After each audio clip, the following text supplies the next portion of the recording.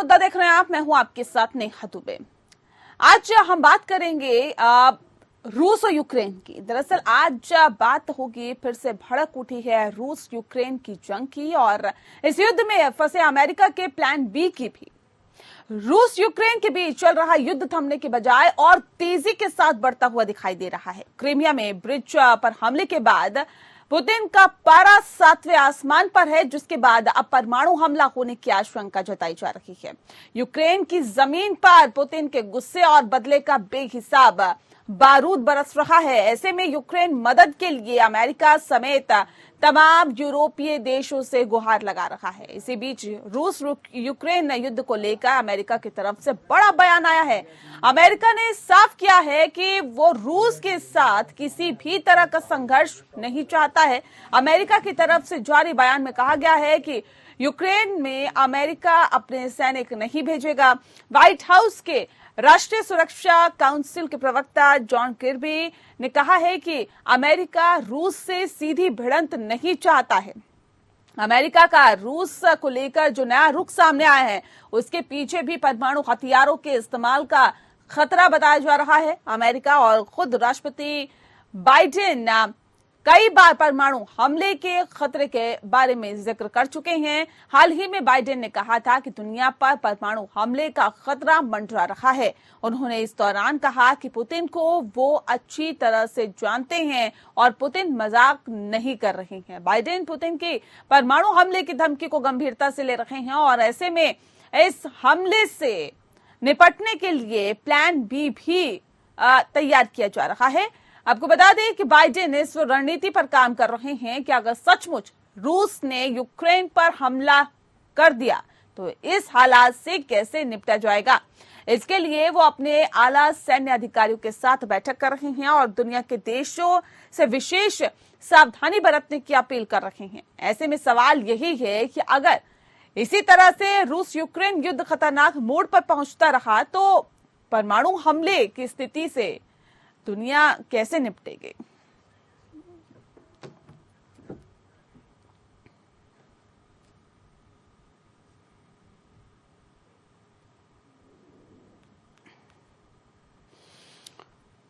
और चलिए इस विषय पे आज हम तफसील से चर्चा करेंगे। खास मेहमान हमारे साथ मौजूद है, उनसे आपका परिचय करा देते हैं। इस वक्त हमारे साथ जितेंद्र ओझा जी है, पूर्व राजनयिक हैं, जियोपॉलिटिकल एक्सपर्ट है। बहुत स्वागत है सर आपका। हमारे साथ डॉक्टर VN झा जी जुड़ गए हैं, रक्षा विशेषज्ञ हैं। सर बहुत स्वागत है आपका भी। इस खास कार्यक्रम की शुरुआत जितेंद्र जी आपके साथ करते हैं। सर आप ये समझाने की कोशिश करें, जो हालात मौजूदा स्थिति में हम देख रहे हैं, क्या अमेरिका रूस से डर गया है? क्या बाइडेन पुतिन से डर गए हैं, इसलिए ये स्टेप लिया गया है? क्या ये फैसला लिया गया है? नहीं, मैं नहीं समझता हूँ कि डर जैसी कोई बात होनी चाहिए, लेकिन एक जिम्मेदारी की बात है।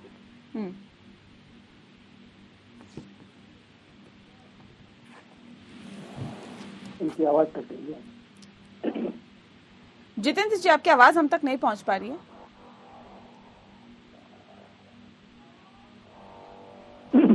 इनकी आवाज कट रही है जी, चलिए आपकी आवाज हम तक नहीं पहुंच पा रही। जितेंद्र ओझा जी एक बार फिर से आपसे कनेक्ट करने की हम कोशिश करते हैं। ठीक है, झा साहब का रुख कर लेते हैं। झा साहब, अब सवाल इस बात को लेकर है कि जिस बात का जिक्र मैं अभी ओझा साहब से कर रही थी, क्या वाकई अब अमेरिका रूस से डर गया है? नेहा देखिए, इसमें डरने की कोई खास ऐसी वजह है नहीं, क्योंकि अमेरिका अकेला नहीं है, अमेरिका नेटो है। लेकिन सबसे बड़ी विडंबना ये है कि नेटो का इस वॉर में कोई वर्चस्व नहीं होना चाहिए था, लेकिन पूरा का पूरा वर्चस्व नेटो का ही है। जेलेंस्की जो अभी लड़ाई लड़ रहे हैं, ये अपनी लड़ाई नहीं लड़ रहे हैं, ये नेटो की लड़ाई लड़ रहे हैं। इनके पास में सारा कुछ जो है वो नेटो का ही है। और इसीलिए आज के दिन में जेलेंस्की एक गौण व्यक्ति हैं, क्योंकि अगर किसी भी प्लेटफॉर्म पे एक समझौता वाली बात कहीं पे हो, बातचीत का सिलसिला कहीं शुरू हो, तो उसमें जेलेंस्की का अपना कोई मतलब वर्चस्व है ही नहीं। वो डिसीजन ले ही नहीं सकते हैं, क्योंकि आज वो उस चेस बोर्ड पे जो शतरंज का जो बोर्ड है, उस पे सिर्फ जेलेंस्की एक मोहरा बने हुए हैं। उसका संचालन नेटो और यूरोपियन यूनियन कर रहा है। तो नेटो डर गया है ये तो कह नहीं सकते, लेकिन ये चीज बहुत आपको समझना होगा, और आपके सारे दर्शकों को मैं समझा दूं अगले 30 सेकंड में, कि अगर रूस को बहुत ज्यादा कॉर्नर किया गया, क्योंकि रूस मानता है कि केन्या उसका भाग है, और ये जो अभी 4 हिस्से जो अभी रीजन मिलाए गए हैं, डोनबास पूरा एरिया, जापोरिजिया और खेर्सन, तो ये रूस आज के दिन में वो मानता है कि ये उसका अंग है, और इन पे अगर किसी तरह का हमला किया गया तो रूस फिर उससे निपटेगा, और इसी के लिए उसने कहा था कि हमारे सारे विकल्प खुले हुए हैं।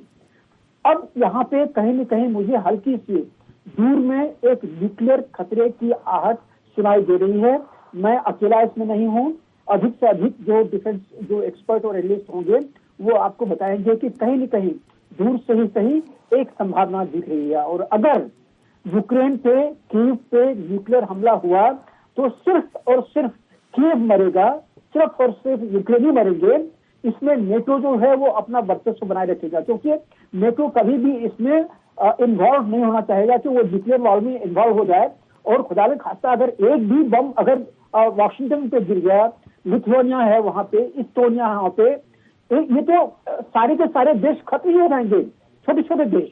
तो इसमें न्यूक्लियर इन्वॉल्वमेंट में कोई नहीं आना चाहेगा। तो इसीलिए मुझे लगता है कि बाइडेन का जो अभी वक्तव्य आया है थोड़ा सा इम्पोर्टेंट है, वो कहीं न कहीं अभी थोड़ा सा ढीला पड़ेगा, कि जिस तरह से अभी यूक्रेन पुश कर रहा था, नेटो के फोर्सेस उसके साथ में है, वो पुश कर रहे थे, उसमें ढिलाई आएगी। ठीक है जितेंद्र जी, अब सवाल इस बात को लेकर, जिस बात का जिक्र अभी झा साहब कर रहे थे, कह रहे हैं कि देखिए इसमें कोई शक नहीं है कि नेटो का कहीं ना कहीं समर्थन मिला यूक्रेन को, और यही वजह है कि वो आज तक जिंदा है और अभी तक कहीं ना कहीं इस जंग को लड़ रहा है। सर, अमेरिका का हाथ हटा लेना, क्या नेटो का हाथ हटा लेना समझा जाए क्या?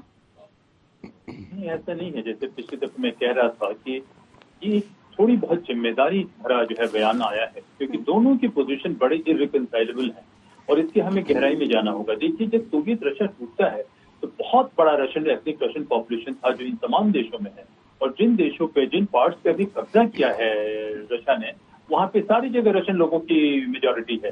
तो देखिए कि जो लड़ाई करने का जो तरीका था पुतिन साहब का, उसके लोग बहुत इंडोर्स नहीं कर रहे हैं, लेकिन जो रशियन स्पीकिंग लोग थे उनको दिक्कत हो रही है। दूसरा जो है, नेटो को बढ़ाया जाना इस एरिया में, सभी मानते हैं कि बहुत बड़ा प्रोवोकेशन था कि नेटो को इस एरिया में जाने की जरूरत नहीं थी। सोवियत रशिया टूट गया था तो नेटो को रीओरिएंट करने की जरूरत थी, उसे डेमोक्रेसी फोरम में बनाने की जरूरत थी, वो हुआ नहीं। हर ब्यूरोक्रेसी की अपनी एक टेंडेंसी होती है अपने आप को एक्सपैंड करना। तो देखिए, रशिया का अटैक, रशिया का वॉर जस्टिफाई नहीं किया जा सकता है किसी भी हालत में, क्योंकि जो कैजुअलिटीज हो रही हैं, खासकर से सिविलियन की कैजुअलिटीज हो रही हैं, इंफ्रास्ट्रक्चर की कैजुअलिटीज हो रही हैं, और ये नुकसान हो रहा है नेटो के लोग, यूक्रेन के लोगों का, और रशिया के लोगों का भी नुकसान हो रहा है। इस तमाम चीजों में जो लीडरशिप की वाकई फोकस होनी चाहिए थी कि किस तरीके से इस लड़ाई को कम किया जाए, जो कि हो नहीं रहा है। हथियार देना, कुछ देना इंटरिम में आवश्यकता हो सकती थी, लेकिन देखिए 6-7 महीने हो गए हैं इस युद्ध को चलते चलते, 7 महीने से अधिक हो गए हैं, और फिर भी जो है हम इस युद्ध को रोक नहीं पा रहे हैं। तो कहीं न कहीं लीडरशिप की बहुत जबरदस्त फेलियर है, चाहे वो नेटो की बात करें, चाहे किसी और की बात करें, क्या आर्म्स लॉबी की डोमिनेशन की बात करें, फेलियर तो कहीं बहुत जबरदस्त है। तो इसमें जो है ये बयान थोड़ा एक रिस्पॉन्सिबिलिटी वाला बयान लग रहा है, लेकिन साथ में मध्यस्थता होनी चाहिए जिसकी क्रेडिबिलिटी है कि ये जो जान माल के जो नुकसान हो रहा है वो नुकसान किसी तरीके से रोका जाए। सर, ये नुकसान तो हो ही रहा है, झा साहब मैं आपसे समझती हूँ, जरा सा ये बताने की कोशिश करें कि नुकसान तो हो रहा है, लेकिन अमेरिका जो चाहता था वो उसने कर दिया, ये तो कहा जा सकता है ना सर? बर्बादी के आलम पर तो दोनों देश हैं। बिल्कुल ठीक नहीं है, आपने बिल्कुल एकदम सही नब्ज पे आपने हाथ रखे हैं। देखिए, नेटो क्या चाहता था? नेटो चाहता था कि रूस को कमजोर किया जाए, उसके बैकयार्ड में एक ऐसा अपना नेटो का एक वर्चस्व रखा जाए यूक्रेन के फॉर्म में या किसी और फॉर्म में, कि उससे रूस के ऊपर में दबाव बढ़ाया जा सके या रूस को परेशान किया जा सके, कमजोर किया जा सके। आज के दिन में क्या हो रहा है? बिल्कुल वही हो रहा है। रूस के साजो सामान जितने भी टैंक या उसके एरोप्लेन या हेलीकॉप्टर या असला बारूद जिसके बर्बाद हुए हैं, ये तो रूस की बर्बादी है ना। नेटो तो यही चाहता था, और नेटो में देखिए अपना एक भी सोल्जर नहीं खोया है। लोग कौन मारे गए हैं? यूक्रेनी। तो जो मैं आपको पहले बताया था कि ये जो अभी वहां पे वॉर ग्राउंड है, ये जो चेस बोर्ड वहां पे है, ये चेस बोर्ड यूक्रेन में बिछा हुआ है, जिसमें मोहरे जो है वो पिट रहे हैं सारे के सारे यूक्रेन के या रूस के, और उसमें जो शय है, जो पीछे की शक्ति है, वो नेटो की है। नेटो यही चाहता था और वहां पे यही है। आज के दिन में अगर जेलेंस्की कह रहा मुझे और एयर डिफेंस सिस्टम दो, तो ऑलरेडी वहां पे बहुत सारे एयर डिफेंस सिस्टम हैं। और नेहाजी, मैं आपको बता दूं, मैं डिफेंस एक्सपर्ट हूं, मैं एयरफोर्स में रह चुका हूं। एयर डिफेंस सिस्टम की अपनी कोई वजूद नहीं होती है, क्योंकि अगर दुश्मन के पास या एडवर्सरी के पास में एंटी रेडिएशन मिसाइल है, जो कि लगभग सारे एयरफोर्स के पास में है, रूस के पास तो भरे पड़े हैं, कहीं भी रेडार ऑन होगा एयर डिफेंस सिस्टम का, वो जो एंटी रेडिएशन मिसाइल है वो दाग करके उसकी जो आंखें हैं एयर डिफेंस सिस्टम की, उसको फोड़ी जा सकती है। तो आज के दिन में अगर मान लीजिए यूक्रेन अपने सारे के सारे एयर डिफेंस सिस्टम को ऑन करते हैं, अगर वो जो चालू रहता है, तो बहुत कम समय में ये सारे सिस्टम जो हैं इसको तबाह किए जा सकते हैं। तो इसमें कहीं कोई दम नहीं है, लेकिन जेलेंस्की के समझ में ये नहीं आ रहा है कि उसका उपयोग किया जा रहा है। उसके इंफ्रास्ट्रक्चर तबाह हो रहे हैं, उनके सिटी सारे तबाह हो रहे हैं, उनके सारे लोग तबाह हो रहे हैं। तो ये जेलेंस्की को कभी न कभी समझना पड़ेगा। ठीक है, ये जेलेंस्की को जाहिर तौर पे समझने की जरूरत है, लेकिन अगर ये पहले समझ जाते तो शायद इतनी बर्बादी से बचा जा सकता था। लेकिन ओझा साहब, यूक्रेन का भविष्य क्या देख रहे हैं आप इस वक्त? अगर अमेरिका हाथ हटा लेता है, जाहिर तौर पे यूक्रेन के पास इतनी क्षमता नहीं है कि वो रूस से अपनी जो जंग है वो जारी रख पाए, नेटो का अगर समर्थन नहीं मिलता पूर्ण रूप से, तो अब ऐसे में क्या भविष्य है यूक्रेन का? देखिए, यूक्रेन का भविष्य एक छोटा सा मसला है, हमें लार्जर कॉन्टेक्स्ट में कहूँगा। सबसे बड़ी खतरनाक और चिंता की बात नजर आ रही है कि इस तमाम युद्ध में चाइना का जिस तरीके से ताकत बढ़ता है, और कि पुतिन साहब की जो लड़ाई है, उस लड़ाई में मैं समझता हूँ कि जो उनका मुख्य लक्ष्य था, जो कह रहे थे कि किस तरीके से संत व्लादिमीर जो 8वीं 9वीं शताब्दी के थे, उनके बाद से ये है कीवन रूस एक बड़ी सभ्यता के रूप में आई, तो ये पूरा एक बहुत बड़ा झटका लगा है कि कीवन रूस सिविलाइजेशन की बात कर रहे हैं। जो कह रहे थे कि सोवियत रशिया को तोड़ के किस तरीके से अपमानित किया गया, तो अगर उस हिसाब से भी देखें कि यूक्रेन के लोगों में भी बहुत कड़वाहट आई है रशिया के प्रति, और रशिया के लोगों में शुरुआत में थी सिंपैथी यूक्रेन के प्रति, लेकिन इस लड़ाई में जो कुछ भी क्यों ना हो, यूक्रेन की बहुत बड़ी हार है, रशिया की हार है। और जो कह रहे थे झा साहब, मैं इनसे बहुत इत्तेफाक रखता हूँ कि जो कॉमेडियन साहब है, उन्होंने बहुत बड़ी ट्रेजेडी ला दी है अपने देश के ऊपर। देखिए, बहुत सारे हथियार वालों ने हथियार बेचा, लेकिन वही नहीं बता रहे थे, एंटी रेडिएशन मिसाइल की बात कर रहे थे, हाइपरसोनिक वेपन सिस्टम्स है, उनके लिए कोई भी एयर डिफेंस सिस्टम उतना मजबूत नहीं है। ये टैक्टिकल इंटरिम मेजर है, लेकिन 7 महीने तक ये लड़ाई चलती रही, इतना नुकसान हुआ। तो इस तमाम नुकसान में नेहा जी, सबसे बड़ी जो चिंता की बात है कि पूरा रूस या कीवन रूस क्या है वो तबाह हुआ, वो बहुत बड़ा कमजोर हुआ, दुनिया के एक स्तंभ कमजोर सा हो गया है। और इस तमाम स्तंभ में अगर ये नेटो चाहता तो बात समझ में आती है, कहीं ऐसा ना हो कि पूरे नेटो को चाइना ने मैनिपुलेट किया है और रशिया के पास ऑप्शन नहीं है कि सिवाय लड़ने के और चाइना पे डिपेंड होने के, और पूरी जियोपॉलिटिकल इक्विलिब्रियम में आपने एक टेक्टोनिक शिफ्ट पुश कर दिया नेटो की तरफ से। ये नेटो की बात जो है बिल्कुल समझ में नहीं आती है कि उनका मकसद क्या है। लॉन्ग टर्म में देखिए उनकी भी हार है। चलिए, जर्मनी ने हथियार बेचे, लेकिन यूरोप में कितनी दुर्दशा हो रखी है। आप देखिए कि ब्रिटेन में इन्फ्लेशन प्रोडक्ट है, लोगों के पास गैस नहीं है, ठंड में बुरी हालत हो रखी है। तो मैं नहीं कहता हूं कि रशिया सही है, लेकिन जो कुछ भी क्यों ना हो, ग्लोबल लेवल पे एक बहुत बड़ी लीडरशिप क्राइसिस है नेहा जी, जिसका खामियाजा कहीं ना कहीं सभी को भुगतना पड़ेगा सिवाय चाइना के। जी झा साहब, एक बहुत महत्वपूर्ण सवाल, उसके बाद हम ब्रेक का रुख करेंगे, लेकिन इसका जवाब आप दे दीजिए कि अमेरिका ने क्योंकि आर्मी को भेजने से साफ इनकार कर दिया है कि अब आर्मी को हम यूक्रेन में नहीं भेजेंगे। क्यों सीधी जंग नहीं चाहता है अमेरिका रूस से, और क्या वजह इसके पीछे आप समझते हैं? जी, अमेरिका क्या कह रहा है, उसके शब्द क्या आ रहे हैं उसके मत जाइए। वो क्या नहीं कह रहा है जरा उस पर ध्यान दीजिए। उसने अभी तक ये नहीं कहा है कि यूक्रेन की लड़ाई बंद होगी या यूक्रेन जो है उकसाना बंद करेगा, क्योंकि यूक्रेन की अपनी कोई, मैंने बताया कि उसकी अपनी कोई शक्ति नहीं है। यूक्रेन को प्रोत्साहित किया जा रहा है, मतलब उसको उकसाया जा रहा है कि तुम लड़ो, और उसके लिए जो उसको साजो सामान है उसको नेटो कंट्री, यूरोपियन कंट्री उसको दे रहे हैं। पहले तो देखे थे, अभी काफी सारा एड्स और असिस्टेंस भी आया हुआ है अमेरिका से या नेटो से। तो ये चीज समझना बहुत जरूरी है कि अमेरिका क्या नहीं कह रहा है। देखिए, अमेरिका कभी भी इसको बंद नहीं करना चाहेगा, इस युद्ध को अमेरिका कभी भी बंद नहीं करना चाहेगा, खास करके इस जंक्चर पे, जबकि वो देख रहा है कि रूस का काफी सारा नुकसान हो रहा है। अभी वो देख रहा है कि रूस की पूरे विश्व में किरकिरी हो रही है जी। पहले जो बिल्कुल सटीक रूप से रूस के साथ में खड़े थे, वो आज उसके साथ में खड़े नहीं हैं। यहाँ तक कि उसने आप चीन और भारत का भी नाम ले लीजिए। तो ये चीज अमेरिका देख रहा है कि उसको इस वॉर से जो स्ट्रैटेजिक या फ्यूचर की जो डिप्लोमेटिक प्रॉब्लम्स होने वाली है, उसमें अमेरिका को, नेटो को, यूरोपियन यूनियन को बहुत बड़ी जीत मिल रही, लेकिन बहुत बड़े कॉस्ट पे, जैसे अभी ओझा जी बता रहे थे कि जहां पे पहले लोगों को यूरोप में 160 या 170 यूरो का बिल आता था, वहां पे 4000 यूरो का बिल आ रहा है, एनर्जी बिल। ये बहुत बड़ी प्रॉब्लम है। और अभी तो विंटर का शुरुआत होने वाला है, इसके बाद क्या होगा? तो लोगों ने बहुत बड़ी कीमत चुकाई है, और सिर्फ यूरोप नहीं, पूरे विश्व में लोग अभी इसकी कीमत चुका रहे हैं। तो इतना सारा कुछ हो जाने के बाद अब जबकि दोबारा जो गुस्सा है रूस का यूक्रेन के ऊपर में बरस रहा है, आज भी वहां पे बमबारी हुई है, आज भी वहां पे मिसाइल गिरे हैं।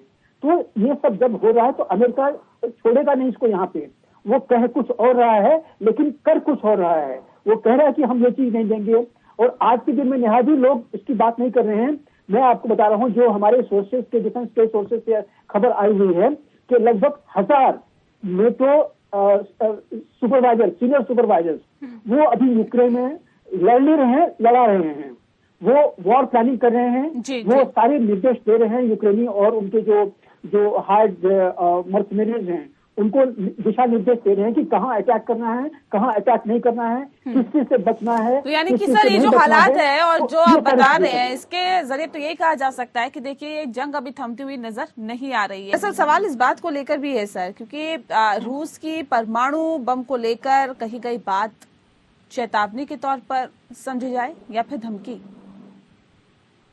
दोनों आप कह सकती हैं, खास करके जब कोई भी ताकत बहुत कॉर्नर हो जाए, उसके पास दूसरा कोई ऑप्शन नहीं बचे, और कमजोर लोग कहते हैं जब वो ये लड़ाई जीत नहीं पा रहे हैं, जो उनकी ओरिजिनल जो कुछ भी एजेंडा या प्लानिंग क्यों नहीं रही हो, वो एजेंडा प्लानिंग खत्म हो चुकी है।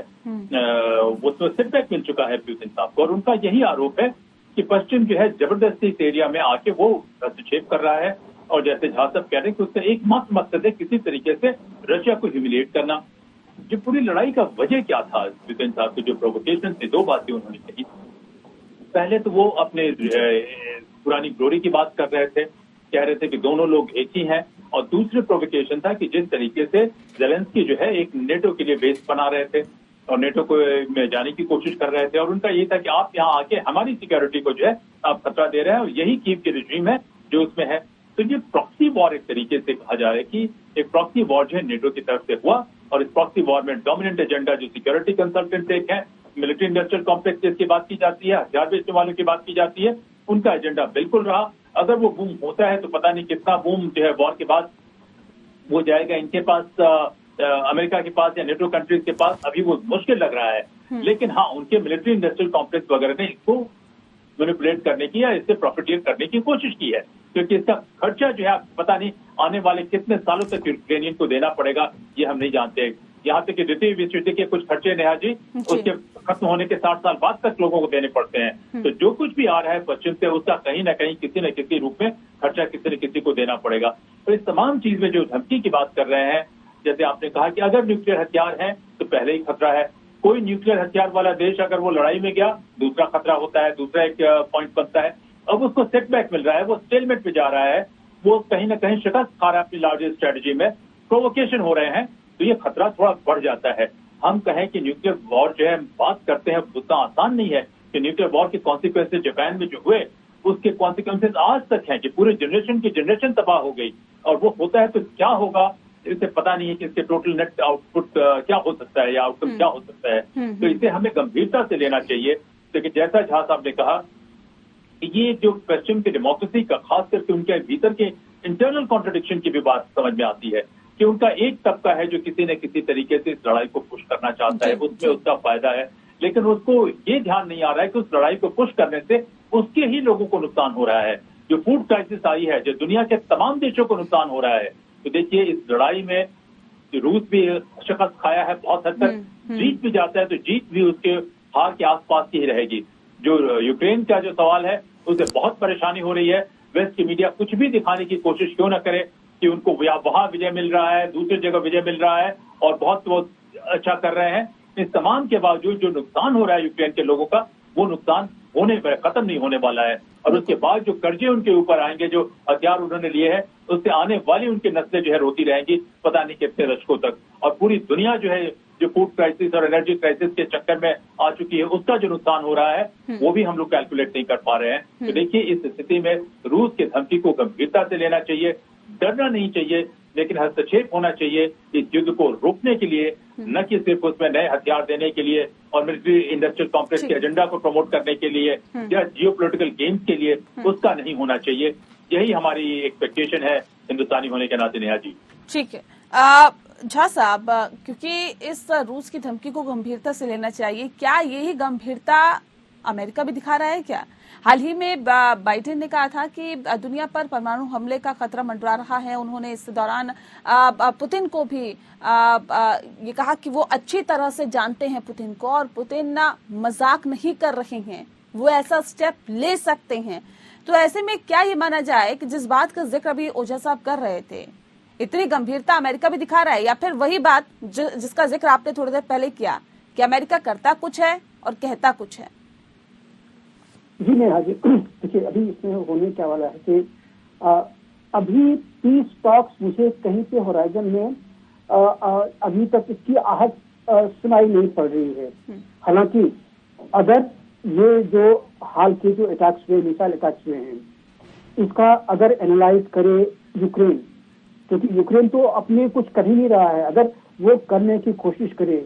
एक चीज और बताऊं आपको कि हाल के कुछ महीनों में जेलेंस्की के ऊपर में कुछ आत्मघाती हमले होने की कोशिश की गई है, क्योंकि यूक्रेन के लोग भी जानते हैं कि जेलेंस्की यूक्रेन की लड़ाई नहीं लड़ रहा है, वो यूरोप की और नेटो की लड़ाई लड़ रहा है, जिसमें उनके यूक्रेनी का बलिदान दिया जा रहा है।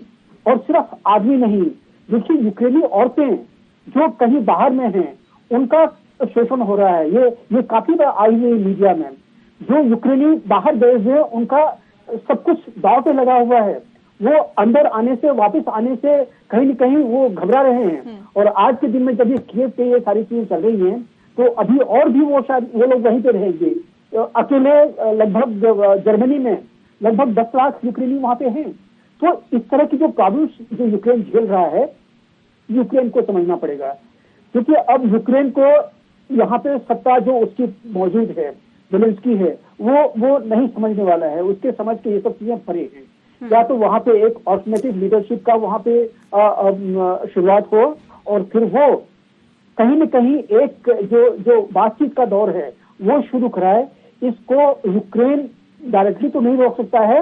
हाँ, अमेरिका, नेटो, यूरोप को भी ये चीज समझना पड़ेगा कि अगर पुतिन कह रहा है कि हम सारे ऑप्शंस यूज करेंगे, तो आज के दिन में रशिया जो है वो कॉर्नर्ड है, क्योंकि उसका जो ऑब्जेक्टिव था वो पूरा नहीं हुआ। और उसका जो सबसे बड़ा ऑब्जेक्टिव था, जो जितेंद्र जी शायद उसका मेंशन करना भूल गए थे, वो ये कि जो रूसी ऑरिजिन के, रूसी मूल के जो लोग डोनबास में या जापोरिया में या फिर खेरसन में हैं, ये इन लोगों की रक्षा के लिए रूस चाहे जो भी होगा वो करेगा। और आज के दिन में, पिछले हफ्ते जब उसके अपर और लोअर दुमा ने इस प्रोजेक्ट को, इस कॉन्सेप्ट को अप्रूव कर दिया है, तो वो आज के दिन में रूस का हिस्सा है। और अगर यूक्रेन उस पर हमला करेगा तो रूस नहीं चुकेगा। तो यहाँ पे यूक्रेन को, जेलेंस्की को कहीं न कहीं एक नरमी बरतनी पड़ेगी, कम से कम अभी टाइम दिन के, बाद में जो हो वो हो, लेकिन बातचीत शुरू होने से पहले उसको नरमी बरतनी पड़ेगी, उसको समझना पड़ेगा। ये नरमी की बात तो हम पिछले 7 महीनों से करते हुए आ रहे हैं। ओझा साहब तो बहुत बेहतर तरीके से समझते हैं, जानते हैं, और हम ये बातचीत लगातार करते हुए आ रहे हैं कि अगर जेलेंस्की नरमी दिखाते तो शायद आज ये नौबत नहीं आती, लेकिन वो अपने जिद पर अड़े हुए हैं। आगे क्या कुछ यूक्रेन का होता है ये तो आने वाला वक्त ही बताएगा। बहरहाल बहुत शुक्रिया आप दोनों मेहमानों का हमारे साथ इस खास चर्चा में शामिल होने के लिए। मुद्दा में फिलहाल इतना ही। नमस्कार।